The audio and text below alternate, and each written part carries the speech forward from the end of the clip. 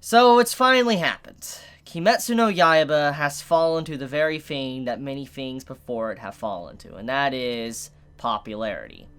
Now, what I mean by that is that with anything that gains popularity and a major fan base, it also gains a lot of critics. But not just critics, because critics are a good thing for series. But it's not just critics that a said series gains, it also gains individuals that want to notice very small little things, pick at them, and think they need to be censored, changed, etc. to fit their so-called agenda, whatever it may be. The point is that Kimetsu no Yaiba has fallen to something that some series in the past few anime seasons has fallen to, and that is, what happened to Goblin Slayer, or what happened to the Rising of the Shield Hero. I think if you have followed my channel, you know exactly what I'm talking about, certain little things that's happened, and they gained a lot of backlash, drama. Even Darling in the Franxx had the exact same thing. There's always been people that overreact or cause things for very little things that don't matter in the grand scheme of things, and that's what has happened here with Demon Slayer, and that is this picture right quick. I'm going to show on the screen. This is a post by an individual that actually gained a lot of traction, a lot of publicity, and a lot of backlash, and all that type of stuff, and supporters as well. But basically, this post, when you look at it, you're probably like, what's going on here? The individual took the original anime, like an image from the original anime, and swapped the earrings on Tanjiro into a more friendly earring for people to look at. Now, to kind of give some history here and explain, what the individual is basically saying is that the earrings that Tanjiro wears throughout the story of Demon Slayer is representation of the World War II era Japan. And when you do compare the World War II era Japan flag to what, is on Tanjiro's ears, there is some similarities. But even then, regardless, it's nothing to get infuriated over, because there's a lot of things to factor into this entire topic, and it's obvious this individual that did it really doesn't understand Japan and its history at all, because the flag that we see that, World War II Japan was known for was already around way before then, and it was around in, an era, in the 1800s.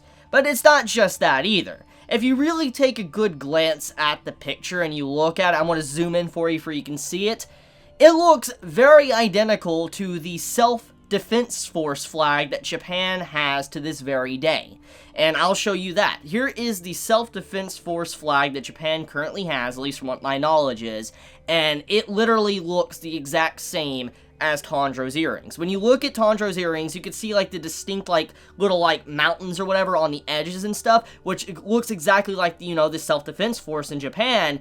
And when you really think about what the Demon Slayers are, they are a self-defense force in their country. So when you just look at all the little details, it's very apparent that the individual really just wanted to cause a stink for no reason at all, because it needs to be friendly. And we're not even factoring in that Demon Slayer obviously is taking place in an era that is way before World War or something was ever a thing.